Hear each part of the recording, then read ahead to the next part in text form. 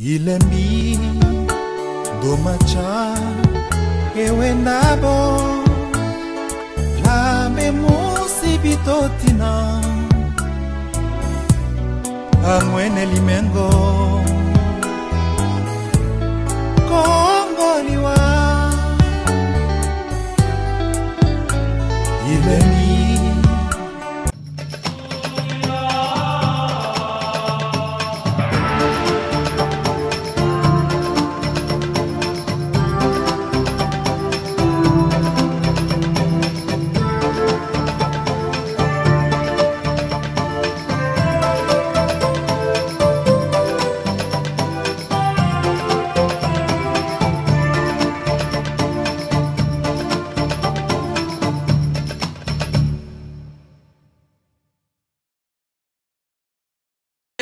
Mama Carola Guito, Mama Carola Guito, Mama yake na batoto ye ya province orientale ye. Iyelelele koko ye. Sénateur Bayukita, président José Lassida, l'homme fort. Excellence Jean-Pierre Liaou, préfet d'État. Ildefonse Lokangu, Moutou Azamani. Nada nilifika kule kweno ye. Maitema. Wakawaku nilifika kule kweno ye. Bakanipa kalituma ye. Kalituma ya kutata. Makaya botu vitu vyeye. Sikupata ya kukula. Sikupata ya kukula mama. Nikabaki kiwelewele. Nikabaki kiwelewele. Yo nikarudi na buluma. Iyelelele koko he. Inalia koko he. Nikomba Madeleine mtoto Balokele Espoir Boyomel Comme Nongo Oyoki Sipendama Najiste. Voilà, bonjour, bonjour, Kouli Média Télévision toujours, bonjour là. Bah, on se baebi, autant bah mon yango déjà baebi, je suis où? Salut à tous mes abonnés, salut à tout le monde, je vous aime tellement beaucoup. Mes big salutations à tout le monde. Kouli Média Télévision, la découverte. La découverte, je suis où? Je suis à Kisangani, précisément vers la Chitwagenya. Voilà, là d'abord je dis merci et bonjour à tout le monde, à tous mes abonnés. Je vous demande d'abord pardon parce que je fais beaucoup de temps, je ne mets plus les émissions. Pourquoi? Parce que j'avais fait un petit tour Kisangani, Bounia, nanani, nanana, et c'est que je trouvais Kisangani, c'était un peu difficile. Là je vous demande pardon parce que je fais un bout de temps. Émission Zokotate, Lelo Nazabongo na Chitwagenya, Bipai Oyotoko Beta Bongo li solo ya Wagenya. Kisangani le banda wapi? Beaucoup de gens disent que Kisangani banda s'occupe wapi lelo tozo ba histoire ya Kisangani et banda bongo na Wagenya derrière moi ndenge bozomo na mai ezakuna na boy kokota moi mingi pour na kopesa bino elengi na tiki bino na suspense. Là je dis d'abord merci à la personne qui m'a accueilli à Kisangani, monsieur Gloire Liombe. Merci à lui et merci à tous les Wagenya, ils sont avec moi. Ils sont devant la caméra là, donc je vais faire tourner ma caméra. Beaucoup mon abiso na bino elongo tout mon abaza bongo baike baye accompagner ngande kona bango ya lokele babi lelo on va manger les mbisa mai avec les litouma chez les Wagenya. Voilà, voyez-vous, on se retrouve après. Voyons voir comment ça se passe à la Chitwagenya. Neni balo bakambisi. Voilà, on va voir avec nous, on va parler beaucoup de choses. Les Wagenya vont nous relater l'histoire de Kisangani, comment la Chitwagenya a commencé. Batu oyo baya, batu ya liboso baya kabongo ko découvrir Chitwagenya. Na muto a découvert l'embouchure à fleuve Congo wana ba mususu ba utaka awa. Donc biso na bino longo tokoye ba lisitoile ya bosolo penza. Aujourd'hui c'est pas boso na ba bakenda sango, c'est la découverte, moi et vous en plus. On se voit. Voilà, comme vous voyez, oh, ça fait une merveille. Merveille. Il y a vu la Kisangani n'a plus taboulaya, comme eux-mêmes les gens de Kisangani disent. Voilà, on a mis un peu de zoom en haut. Tout le monde a elengi to retourna bango eloko etelemi oya mulai oyo eza lokwa statuette ya France soto benga bana France bana poto toyeba tina nango eza nini utilité nango eza nini na omeka mpe kotuna papa oyo na sima. Allez, voilà.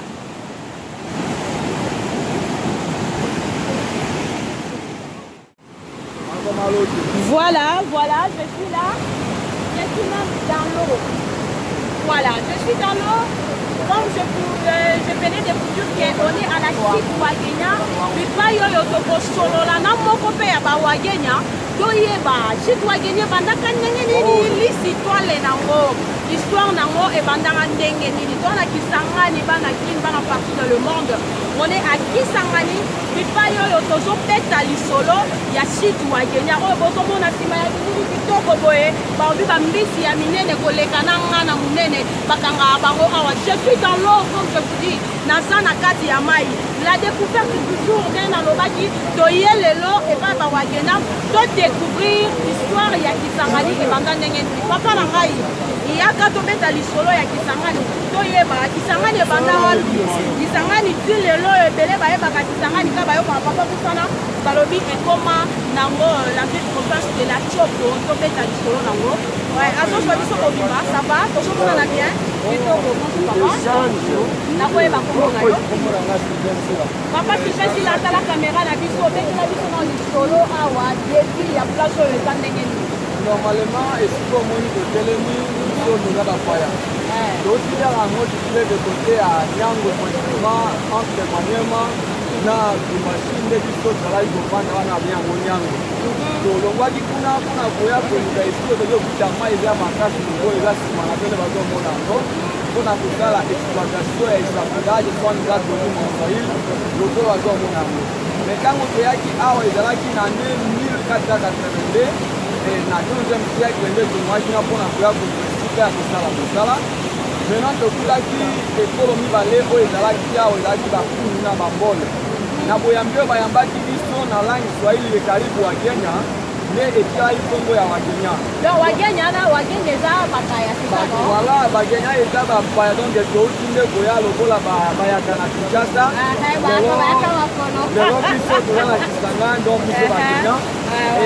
Ntango tofandi na bakulu na bambole antuka baboyaki biso tofanda na esika lokola oyo tomona eza toyambaki yango premier village na biso eza liboso na biso to nsima na biso bazomona mwa ile moko eza kuna tobengi yango Adialete Maelen oyo ezali esika oyo koko na biso afandaki na bana na ye ntango alongwaki na Nyangwe kuna nde tofandaki mwa mikolo ebele ezali kokanisa nini tokosala mpona koluka kaka esika ekoyeba na kosala exploitation na biso. Maintenant le peuple kumpe le mbone bango bazali koboya atuka eloko tomona yango eza nsima na biso mama eza eloko eza koproduire biso Wagenya po tokeba na kovive tobengi yango na Swahili tolimo na kwando esapudage wana eza kosunga biso po toyeba na kovivela. Okomona quand même na installation wana ikozala mwa molai mais eza na baintervalle bapoto oyo eza kose représente to kose signifie bafamille. Intervalle moko ekozala wana mpona famille moko, intervalle mibale mpona famille mosusu na bapoto bozali komona. Esika totelemi eza na petite pêcherie oyo ezali représente na 190 famille ezali koexploite na kati na petite pêcherie. Eloko wana ozali komona eza les démarqués 2 fois par jour. Pendant la nuit et pendant les matins vers 6 heures, chef coutumier a alerté les pêcheurs dans le moyen de communication. Tobe yango na kombo Mungungu. Ntango abeti yango, Mungungu wana eyokani. Voilà. Ntango babeti yango, Mungungu eyokani na kati na village.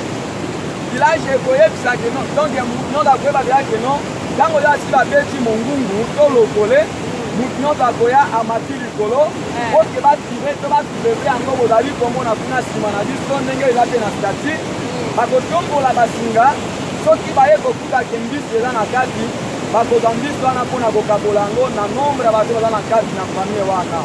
Eloko oyo bozali komona eza nsima na biso sandiza nini peshe wana antuka eza peshe moko eza coutumier. Mutu akoki na kolia ye moko te me akolia yango na nombre na bato nyonso baza na kati na yango ndenge komoni yango na stati mpe eza na réalité.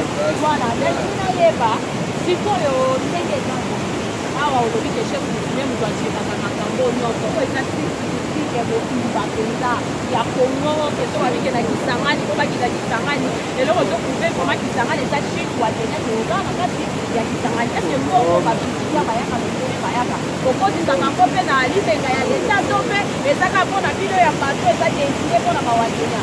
Tout à fait normal maman toki na kokosa te ifo toloba eza solo.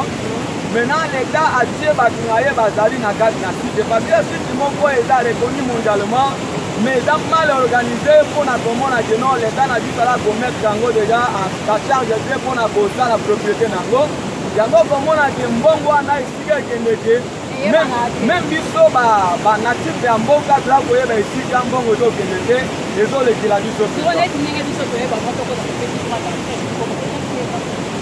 normalement bongo na yo omonaki agent ya leta moko afandi wana azwi biso lokola bana ya mboka baza baautochtone toza na eloko moko to tozwi yango na kati ya mbongo wana eke pa ya leta eke pa ya leta. Voilà, merci beaucoup messieurs, je vous laisse les temps de Je suis seul maintenant. On est à Kisangani, on est presque à la fin de cette émission. Vous avez bien suivi comme le message vient de dire qui a fait télévision explication il y a Kisangani vient de Motisanga Salem Moutoyagi et le roi Messonara pour découvrir Kisangani. J'ai dit d'abord merci à tous les Wagéniens qui m'ont accueilli. Là je vois papa qui Papa Isaac, l'autre Papa Kamsen et vous Sylvain. Papa Sylvain que j'étais avec lui et Beckham, toi Jonas, ils sont tellement nombreux. Je crois mes papas là sont en train d'aller les pêcher. Donc papa tellement ébellé. Papa Moussa Bata ébellé. Trois Bayamba qui m'a passé une protection totale. J'ai dit merci à Gloire. Lui ok, mais c'est Gloire qui était derrière. C'est belle et beau caméra. J'ai dit encore merci à tous nos abonnés de Koulou Média Télévision. Cette fois-ci la découverte on est Kisangani. On va essayer au moins de marcher à Kisangani. Kisangani a 6 communes. C'est 6 communes hein? Oui. 6 communes, on va marcher dans toutes les communes.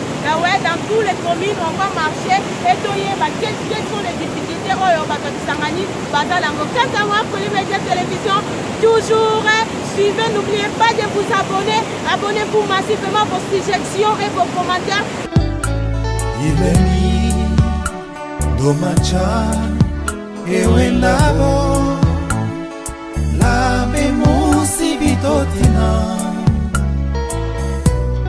Amwene Limengo Kongoliwa Itoinywa Mokenyami Itoinywa Lolikolo Omaoli Mengofine Mokenyami